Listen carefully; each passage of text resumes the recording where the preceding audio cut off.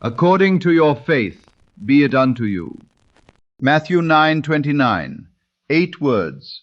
I return to that verse in more lectures than any other, not because the others were lesser, because this one is sufficient. Every other verse in the teaching elaborates, illustrates, approaches from a different angle. This one states the whole of it. 8 words. That is the entire law. Not according to your effort, not according to your deservingness, not according to how long you have been practicing, or how sincerely you have been praying, or whether God has decided that the timing is right. According to your faith.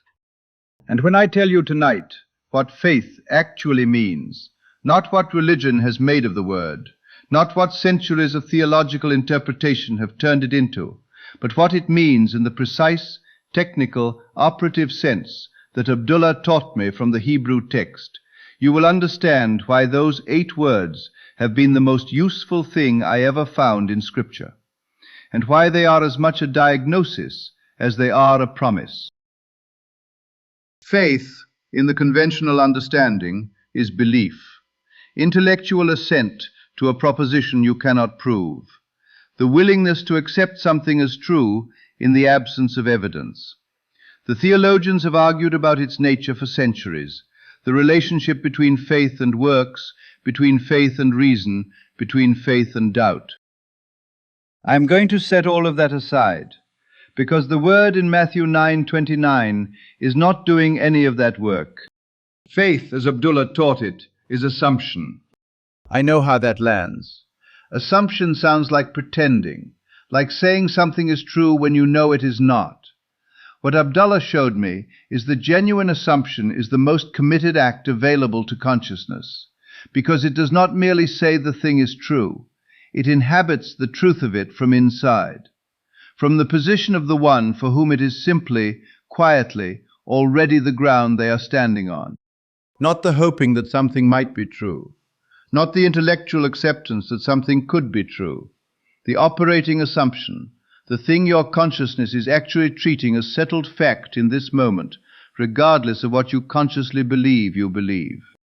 What you are inhabiting, not what you are reaching for, not what you have decided should be true, what your inner life, in its automatic background operation, is currently treating as the ground it stands on. That is your faith.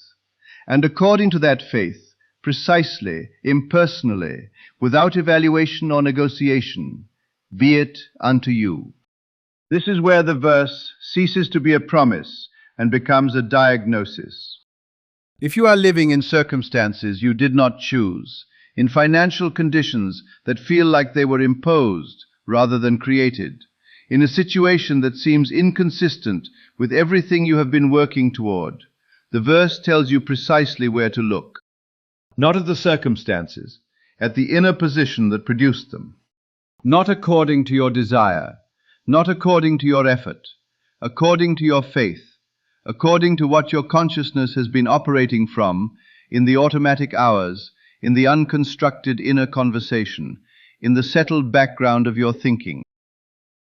The circumstances are always a perfect report, not an approximate report, not a rough indication, a precise and complete account of what was being inhabited when they were formed. I know what arises when I say this. If the circumstances are a perfect report on the faith, and the faith has been producing circumstances I did not want, am I being told that I caused my own suffering? I am not assigning blame. I am describing a mechanism, as impersonal as gravity, as indifferent to your preferences as the law that makes water run downhill. Gravity does not blame you for falling, it simply operates. The law of assumption does not punish you for what you have been carrying, it reflects it. And the moment you change what is inhabited, genuinely, not as performance but as occupied fact, it begins reflecting the new position with the same precision it reflected the old. The verse is not a judgment, it is an instruction about where the lever is. Now, I want to give you the story from Matthew that this verse comes from, because the verse did not arrive in isolation. It arrived in a specific moment, in a specific exchange, that shows exactly what the law looks like when it is demonstrated rather than explained. Two blind men followed Jesus through the streets, calling out to him. When he reached the house where he was going, they came to him there, and he asked them one question. Not, "Have you prayed enough?" Not, "Are you worthy of this?" Not, "Does God's will include your healing?" He asked, "Do you believe that I am able to do this?" They said, "Yes." And he touched their eyes and said, "According to your faith, be it unto you." And their sight was restored. The assumption preceded the evidence. This is the order that never changes. I know the thought that follows.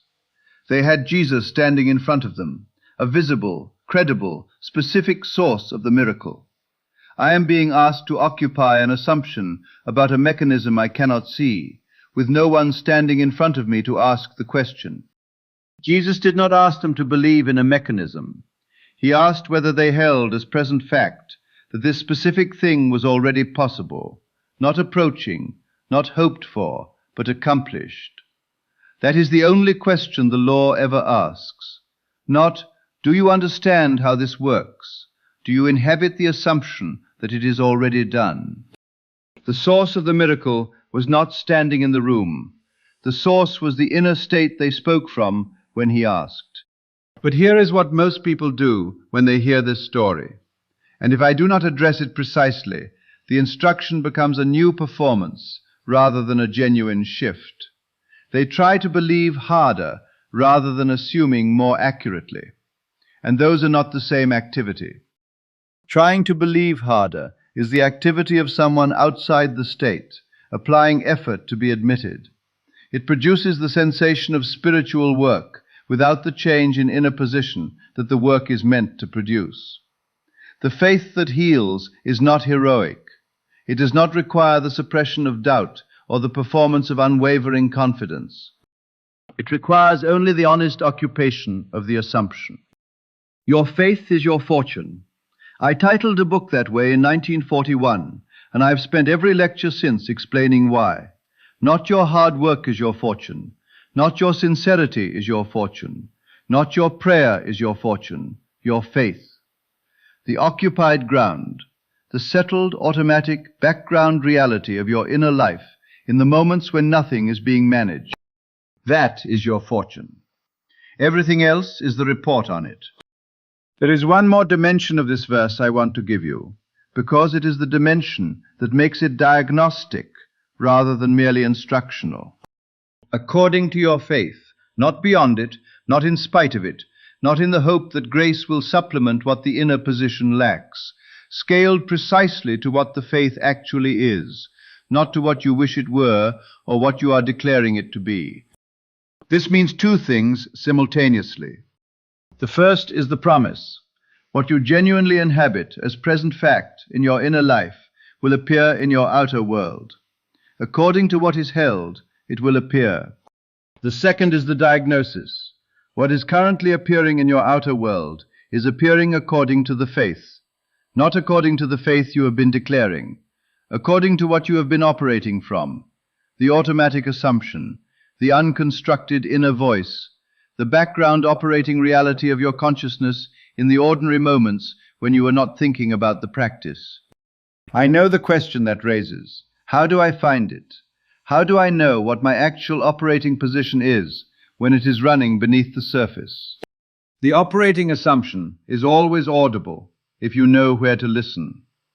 Not in the formal practice session, in the background moments, the automatic inner voice that speaks when nothing is being constructed, when the practice is not being performed, when you are simply living. That voice is the faith, and that faith is what is being answered. The verse is a mirror. It shows you exactly what your faith has been, not what you hoped it was, what it actually was, measured precisely, reported faithfully, with the impersonal accuracy of a mechanism that has no interest in the difference between what you intended and what you inhabited. Change what you inhabit, the mirror changes with it.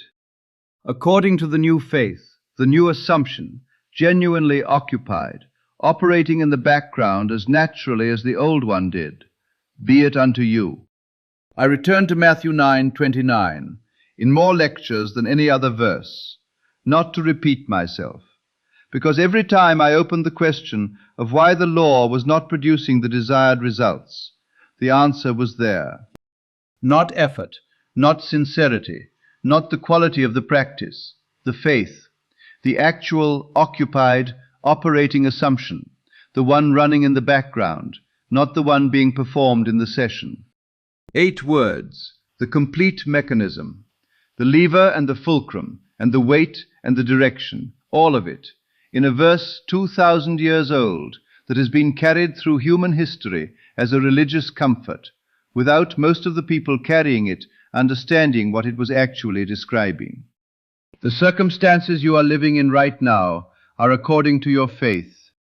Change the faith, not as declaration, not as performance, but as the genuine, inhabited assumption of the one for whom it is already done, and the circumstances have no choice but to change with it. According to your faith, not your effort, not your prayer, not your worthiness, your faith. That is the law. That is all of it.